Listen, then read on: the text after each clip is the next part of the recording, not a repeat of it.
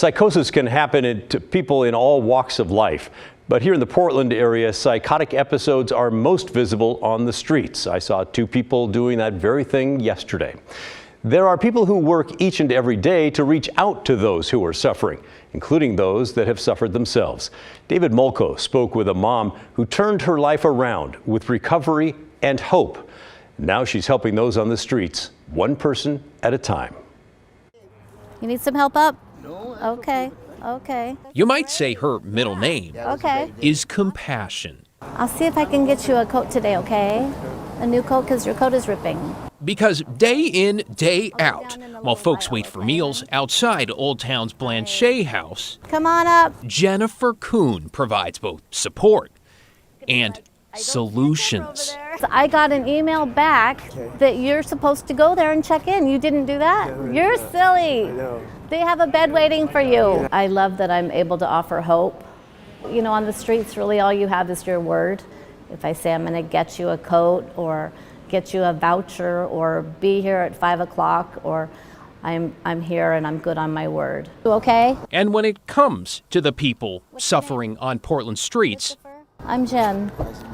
Nice to meet you, hon. Okay? I'm sorry you're having a hard time. Whether from homelessness, substance abuse, or mental illness.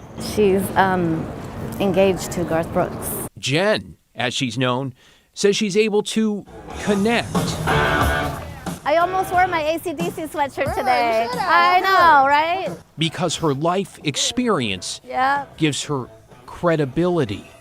It was a very dark time in my life. I just dug myself a hole and I could not get out of it. From Vicodin to heroin to meth. What were you trying to numb at the time? Just life, just the things that we go through. Losing touch with her children. It's very lonely. I mean, I slept outside a lot. I remember waking up frozen to the ground. And soon after, reality. I remember being terribly paranoid. I remember hearing voices, thinking that people are after you that really aren't. And in your brain, this is very real. Your marriage broke up. You lost your job. Yes. You couldn't see your kids. Lost my license, got 2 DUIs. Yep. And found my way to treatment. Though not before a grocery store encounter she'll never forget. What Jenn calls her rock bottom.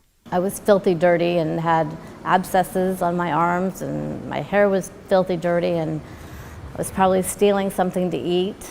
And I saw my daughter. I hadn't seen her for a couple of years and she saw me and all I could do was run out the store. And she was wanting me to run to her. People are broken. There's a lot of hurt, there's a lot of pain. Now, nearly 6 years into recovery, Jenn has turned those hard lessons from 4 years of feeling helpless and numb into her life's work. You can't learn it in a classroom, you can't read it in a book. You know, I've been there, I've done that, like literally. I've shot up heroin and I've eaten out of a garbage can. And I don't ever say I can't help anyone. Even if I have to call 911, I feel like I'm helping someone. Hi, honey. You're okay. I will. Are you okay to eat inside? Okay.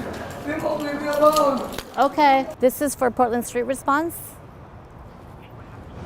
We have a meal guest. We serve food to the folks outside, and we have a meal guest that's having a mental breakdown. And she requested that I call you. Everything's always a huge deal, a catastrophe with her. She needs a blanket, but you know, and someone's chasing her now is what she's saying. I used to think a lot of it was drugs until I worked here, and honestly, a lot more is mental health. It's a lot more mental health than I thought. I think there's a stigma around mental health symptoms and illnesses in general. With the bar when it comes to accessing inpatient mental health treatment, says Hazelden Betty Ford's Dr. Jeff Young, often set too high. So I think if we had access to services at a lower level of intensity of illness, then we could treat people earlier. We could get more people into that optimal and safe environment. We need more treatment. We do. We need more treatment. There were times when I was feared for my life. I've had a knife pulled on me And I was backed up in this corner and he came at me with a knife. I mean, I was terrified. So what brings you back day after day then? I just can't give up. Thank you for never looking down on us, a client wrote on this napkin.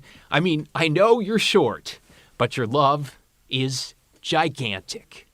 There's a lot of judgment. I think it's important to not judge people. I want to talk about hope. What gives you hope? People that are coming back, people that just keep coming back and trying harder each day. I brought 3 of these little blankets, and I'll get you a coat also.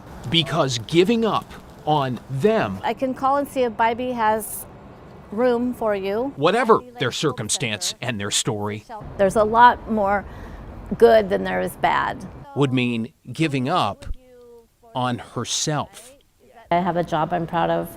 My kids are back in my life. I love my apartment. I have a brand new car.